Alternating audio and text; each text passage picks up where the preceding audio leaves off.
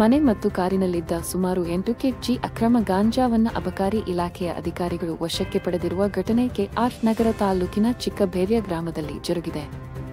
K R ನಗರ ಅಬಕಾರಿ ಇಲಾಖೆಯ ಮಹದೇವಿ ಬಾಯಿ ನೇತೃತ್ವದ ಖಚಿತ ಮಾಹಿತಿಯ ಮೇರೆಗೆ ದಾಳಿ ನಡೆಸಿ ಚಿಕ್ಕಬೇರ್ಯ ಗ್ರಾಮದ ಜಬೀವುಲ್ಲಾ ಎಂಬುವರ ಮನೆ ಹಾಗೂ ಸ್ಯಾಂಟ್ರೋ ಕಾರಿನಲ್ಲಿ ಶೇಖರಿಸಿದ್ದ ಸುಮಾರು 8 ಕೆಜಿ ಬೀಜ ಮಿಶ್ರಿತ ಒಣ ಗಾಂಜಾವನ್ನು ವಶಕ್ಕೆ ಪಡೆದುಕೊಂಡು ಪ್ರಕರಣ ದಾಖಲಿಸಿದ್ದಾರೆ.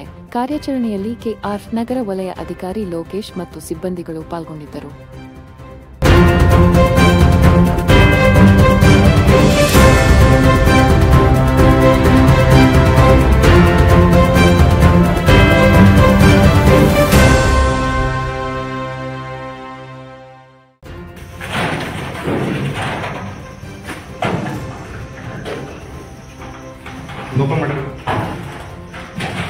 ಓಪನ್ ಮಾಡಕ್ಕೆ ಫಾಸ್ಟ್ ಇಟ್ಕೋ.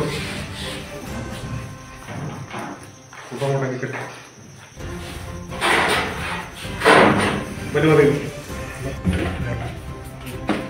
ನಡ್ರಿ ಇಲ್ಲ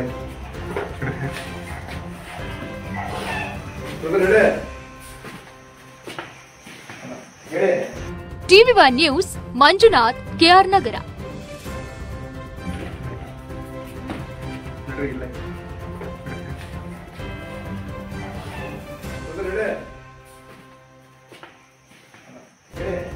ಬನ್ನಿ ಬನ್ನಿ ಸರಿ ಬನ್ನಿ ಮಾತಾಡು.